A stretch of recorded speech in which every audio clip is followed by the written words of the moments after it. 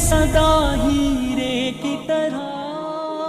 कैसे पता चले कि कौन सा इंसान शैतान के ख्वाबों में आ चुका है, शैतान का दोस्त बन चुका है, कौन सा इंसान शैतान का दुश्मन है। ख्वातीन व हजरात, अगर इस बात को वाज़ेह करना चाहते हो तो रमज़ान में इंसानों को देखा करो, क्योंकि अल्लाह रमज़ान के महीने में शैतान को कैद कर देता है, लेकिन जो इंसान शैतान के रास्ते पे चल चल के शैतान की सोच को अपनी सोच बना लेते हैं, वो शैतान के कैद होने के बाद भी गुनाहों को नहीं छोड़ते, झूठ, नफरत, हसद और सरेआम गुनाह करते रहते हैं। दोस्तों, याद रखना, रमज़ान के महीने में जब भी किसी इंसान को गुनाह करते हुए देखो तो समझ जाना ये इंसान शैतान का दोस्त बनकर अपने लिए दोज़ख को चुन चुका है, क्योंकि शैतान के कैद होने के बाद भी ये इंसान गुनाह कर रहा है, जुल्म कर रहा है,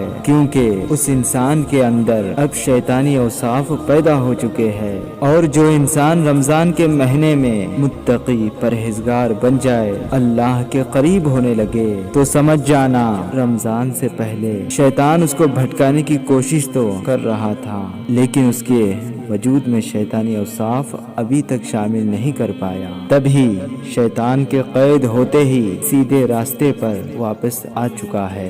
याद रखना, रमज़ान का महीना हर इंसान के लिए आईना है, दोज़ख में जाने वाले और जन्नत में जाने वाले की पहचान है।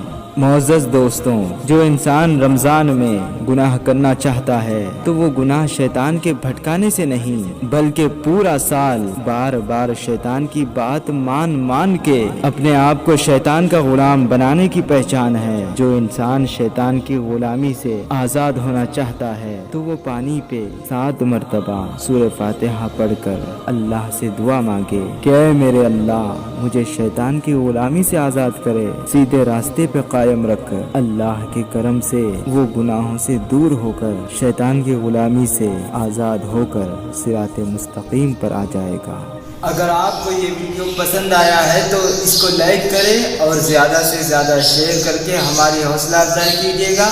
मैं मिलता हूँ आपसे अगले वीडियो में। अपने रिश्तेदारों का बहुत ख्याल रखिएगा। जब तक के लिए अल्लाह हाफिज़।